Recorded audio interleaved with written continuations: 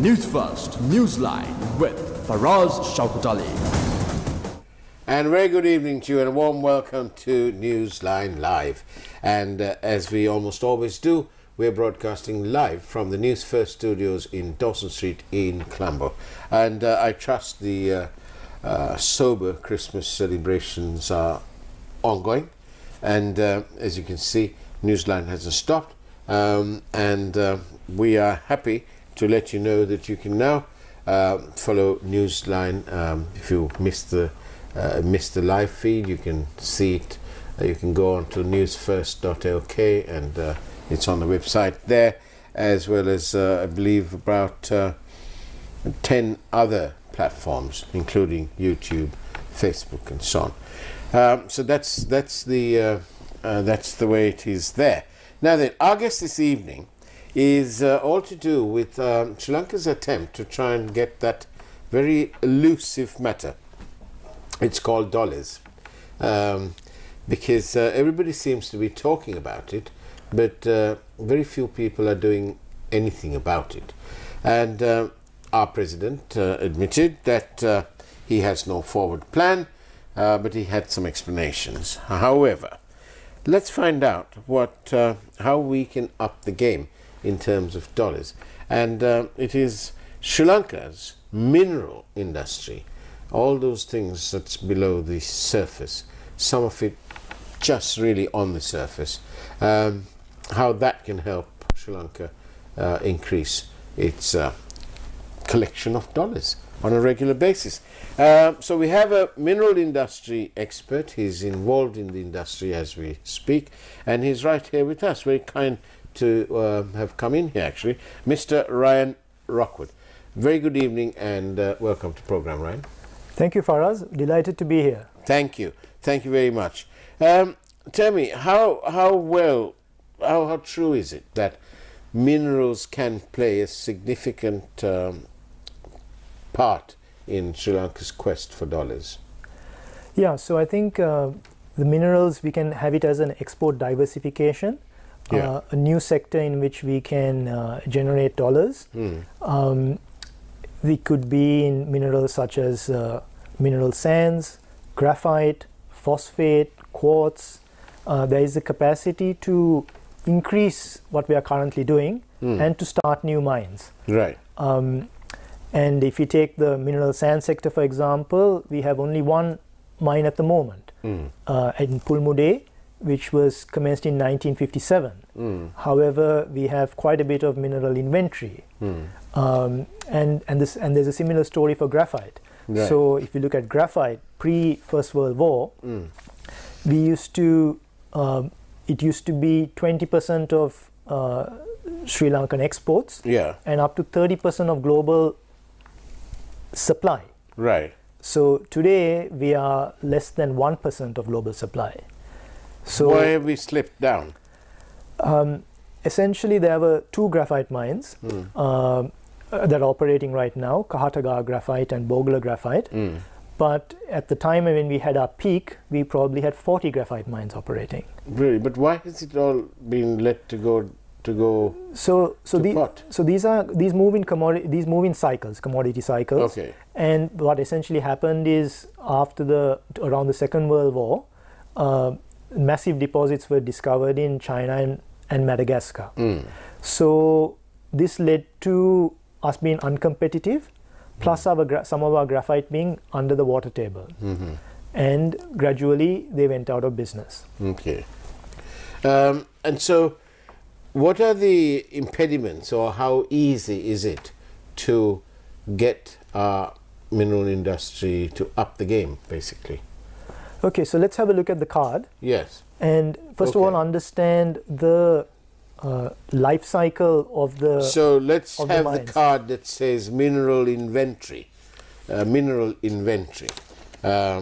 in there you'll see that so what is the size of Sri Lanka's mineral deposits then? So or mineral inventory. Yeah, so if you look at the process through which we go to create a mine, we've got 5 stages. First exploration, then Yes. feasibility, Yeah. then construction, then operation, Yeah. and thereafter closure. Right. And all of these take time. So one needs to have patience, persistence, resilience, and of course the capital. And I was about to say you need a bank manager who's pretty okay with you. And I suppose in this current day and age, with the interest rates ever so high, it's probably even a non-starter. Yeah. So you need. Because it says here, as you can see on the life cycle card, which has now disappeared off the screen, but if they put it back on, the mineral industry life cycle, it takes 3 to 5 plus years for the exploration. Another 3 to 5 years on permits and feasibility. Then comes the construction, and that's about up to 2 years, and then the operation. Yeah, so by definition, exploration means you're going into uncharted territory. You're looking for something that nobody else has found. And most of the time, you won't find it. That's why it's called exploration. So when you do find something, you then have to ensure that the mineral inventory is extractable. You need to have get your land clearances. You need to get your environmental clearances. Yeah. You need to get your, in our country, foreign ownership sorted out.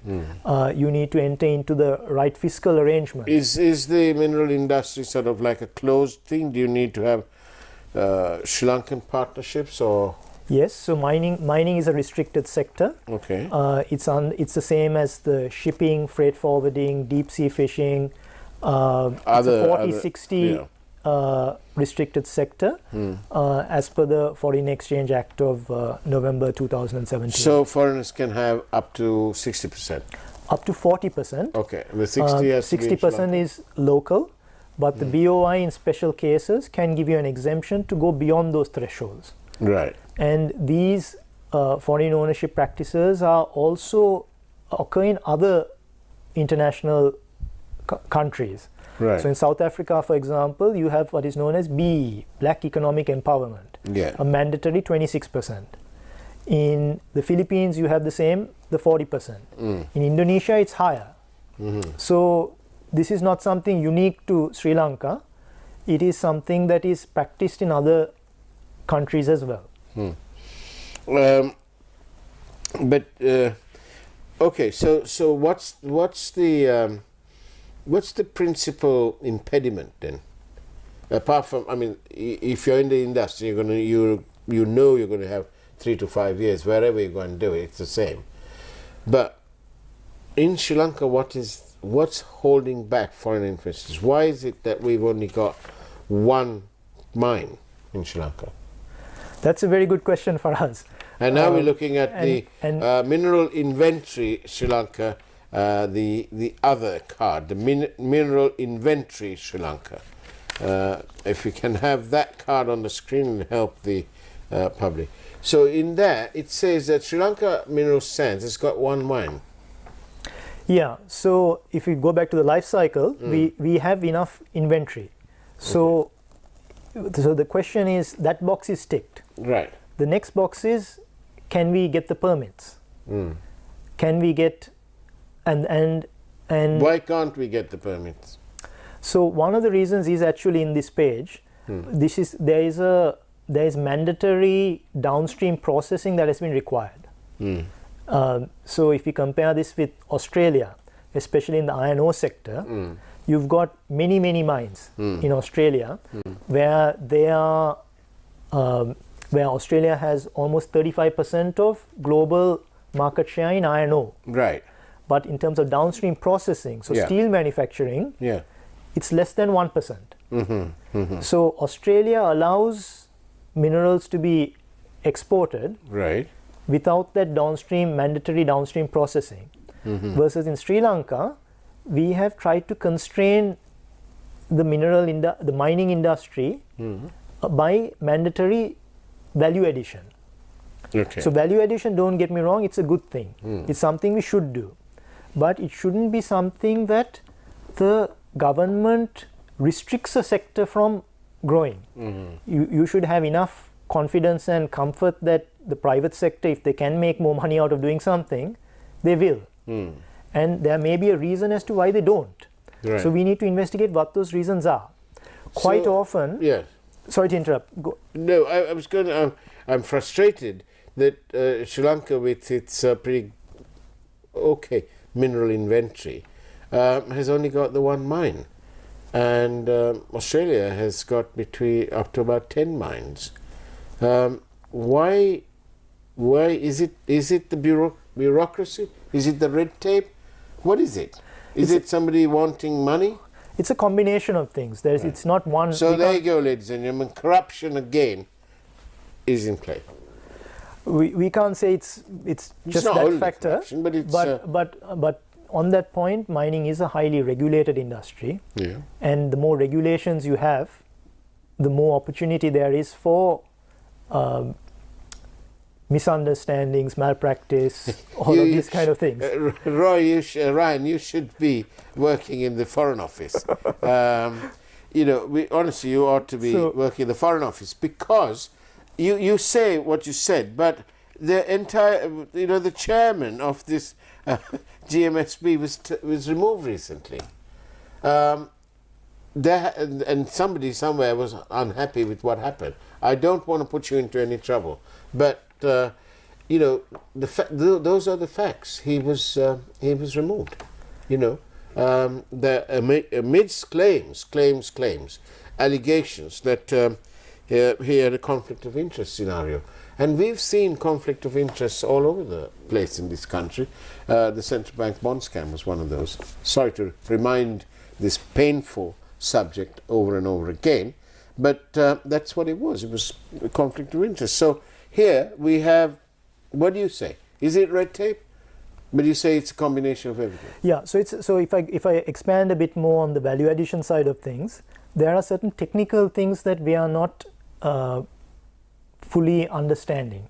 So, for example, your downstream processing, you require things other than the raw material. You require, you may require acid. And sulfuric acid, for example, is a byproduct in most other countries of another process. So they are getting that product free, or they're being paid to take it away. Versus in our case, there is no downstream friendly neighbor that's giving you your sulfuric acid. You have to get it. You have to get it. So you don't have that factor. The other one for us, which is very interesting, is from your talk yesterday, power. Yeah. The single biggest factor of production is often your power cost. So you need to have not only cheap power that can compete with Saudi Arabia or in China, where your power might be even subsidized, and we are talking about increasing power costs, and we need to do that, right? I'm not. That's debatable, but yes. Anyway. But you need to have stable power, right? So when you're talking about melting metal, you can't have it. The blessed power go off. You can't have the power go off between, because the metal would freeze over and your entire plant would be condemned. Right. Then in addition to that, yes. you also have, when you go downstream, you also have waste. Right. You have hazardous waste to deal with. So do we have a hazardous waste disposal plant? We don't. In this whole country we don't.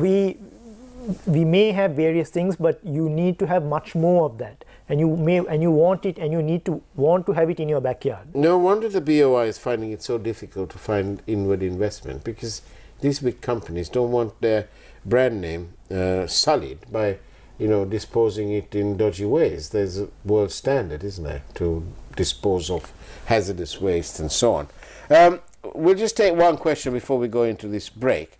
We have a viewer, I believe, in Gintota in Gaul, who says, what kind of exports have been sent by the government? How much of this stuff is being exported?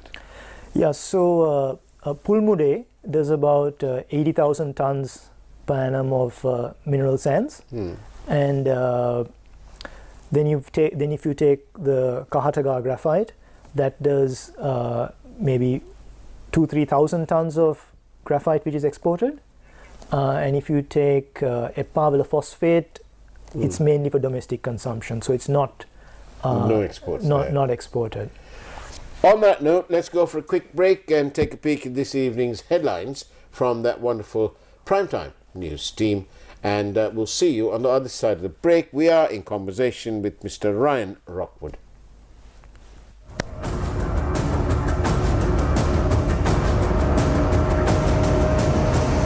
News First, Newsline with Faraz Shaukat Ali. 25% for 2 months, 25.5% for 4 months. Valuable FD. Long queues of overseas job seekers. Dubai Sudda arrested for sharing a video on social media by violating Foreign Employment Act. Small and medium businesses on the brink of collapse.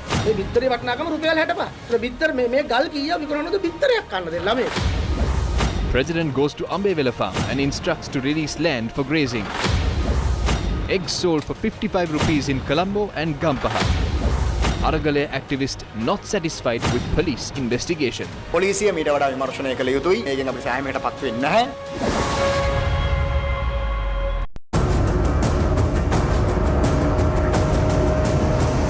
News First, Newsline with Faraz Shaukat Ali. And welcome back. We are in conversation with Mr. Ryan Rockwood, and who's expert in the mineral industry. Now then, Ryan, what do you think the export amount is now, excluding gems and the precious stones and so on, and the sand? Yeah, so I would say quartz is one of our bigger exports, and that would be doing around $20 to $25 million per annum. But how much could it be? We need to think about the sectors overall, not just quartz, but probably our biggest opportunity right now is in mineral sands, and we could probably get a $100 million operation going for that.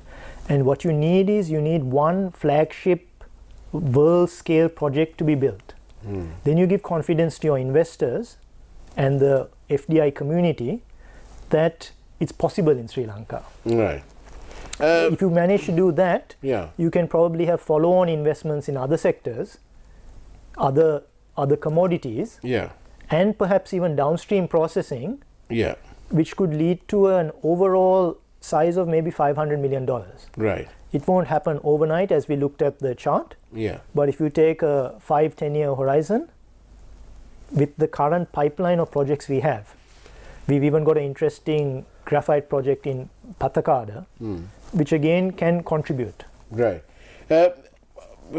Does any of this opportunities in Sri Lanka, how can our BOI and our government, how can we attract people like, I'm going to mention these two names because they're the world's leaders in this here, global mining giants, BHP, Billiton and Rio Tinto. How can we get them? Is this too small for them? No, some of our deposits are what you would call world scale. Okay. So it could be interesting to them. There was even a interested party in Epawala phosphate, a Canadian party years ago, that had some environmental issues with it. But how could we get them in? By giving stability. The most important thing for the big companies is that the investment framework is stable. Once they deploy their capital here, they can't take it and go. So you need to have continuity of policy, and you also need to have the correct royalty framework, because minerals, unlike other commodities, unlike other sectors, the government gets their share of revenue on the top line. So whether the operation is profitable or not, the government still gets its share of revenue. Right. And currently in Sri Lanka, as per the legislation, that percentage is set at 7%. Right. So if you then assume that the mine economics is such that it has a 25% margin, that 7% is actually 28% on a profit tax basis. Right. Then in addition to that, you also have your corporate tax, which is now at 30%, and that's up from 14%. I personally agree with that. I think it's a good thing that we standardize that with the rest of the world. But you've got 30%. It'd be nice if we can also standardize our earnings with the rest of the world. But carry on. Yes, yes. So you then got 28% on the royalty plus another 30% on income tax, and then you've got dividend withholding tax of 14%. So the government naturally gets a 50-60% share of the project with no risk and no investment. So what is left then for the big companies that you mentioned? They need to ensure that that percentage that they are going to get of the economics, that they definitely do get it. And you may need to moderate the royalty, because the royalty is quite high by international standards. If you look at a stable jurisdiction like Australia, the royalty, for example, in South Australia, is 3.5%. Plus, you're getting a 5-year concession of 2%. If you go to another jurisdiction like in Africa, it's still lower. So in Kenya, it's 5%, and then you get 5 years at 2.5%. So these are small things we can that are negotiable and can be adjusted. But the most thing is you need to give the investor confidence. Confidence that you will be with them through regime changes. That their investment is not dependent on personalities. And that their license durations, the license life cycle will be honored. That whatever is in law will be respected. For example, if they come and do exploration in the country, that intellectual property is theirs and theirs alone. It's not something that somebody will try to monetize through a back channel. And I'm told that the country is like divided into various grids, and then the mineral people give you licenses. What happens if you own a coconut estate or whatever it is inside that grid? Can I come along and buy the mining rights? Yeah, so this is an excellent question for us, and it's something that confuses a lot of people. Land rights versus mineral rights. And the two are completely different. So as a land right holder, you have access, you have title to only the first couple of meters of soil. The minerals is owned, below it is owned by the state. And the state alone. So that's where you pay your royalty. But you need to come to an arrangement with the landholder where if you disturb his surface, they are compensated. But that compensation for the Mines and Minerals Act, as from 1992 and subsequent amendments, even in section 37, very clearly states that the landholder doesn't accrue any value through the minerals. He is only given the compensation for the surface disturbance. So if you then take, for example, a concept in South Africa, for example, some of the deepest gold mines are a kilometer deep. The landholder has no say on that.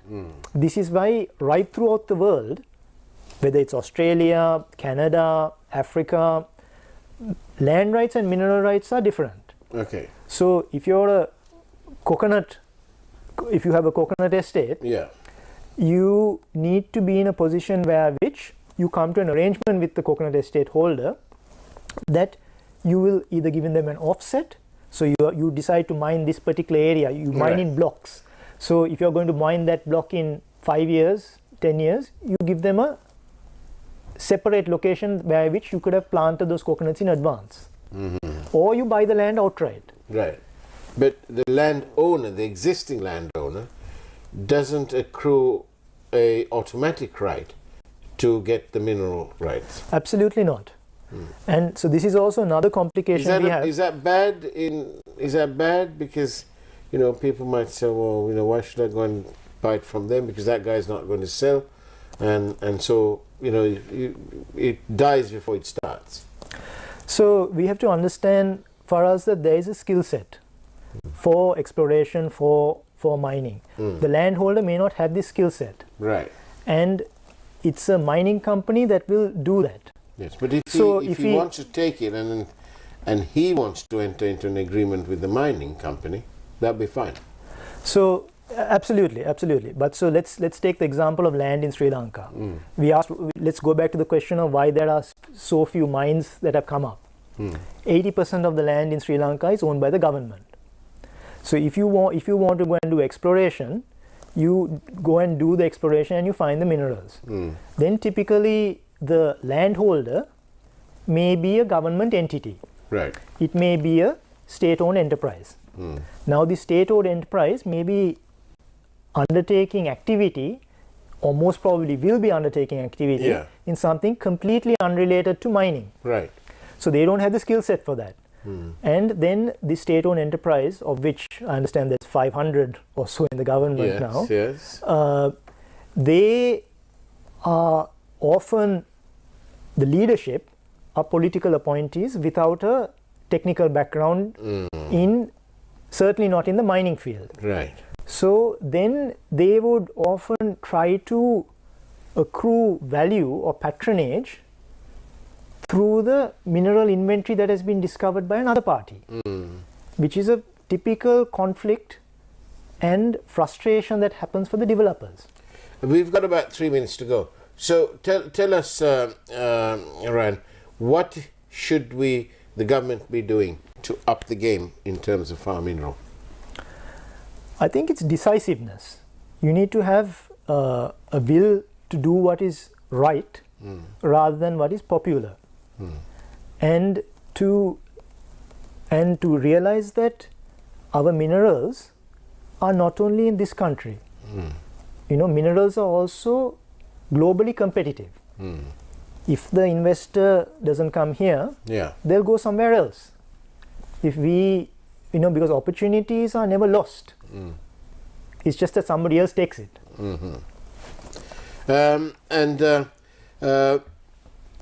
That's true, but Sri Lanka usually never fails to miss an opportunity. And with this just one mine, and with so much of... let's ask the question another way. We've got one mine. Is there enough room for another player? Another 2 players, 3 players, 4 players? Absolutely. There's room for many players because we are supplying internationally. So if we are currently supplying 1% or 2% of global supply, let's try and set us a target to get to 5% to 10%. It's extremely possible, and in fact, in doing so, we will actually up the game of the existing player in the sector as well. And the existing players, some of the staff within them are very capable, very competent. They just need the challenge and the competitive juices to flow, and then the sector will develop. And it would be helpful in the extreme if the chairman of these institutions are people of the highest integrity and so on. Absolutely.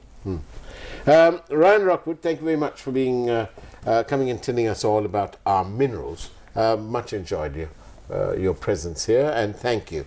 And that is the way it was on Newsline Live. Take care. It's now time for the primetime news from that wonderful primetime news team. And after that, of course, it's Face the Nation with Shami Rasuddin. Take care, have a great evening, and as always, God bless you all.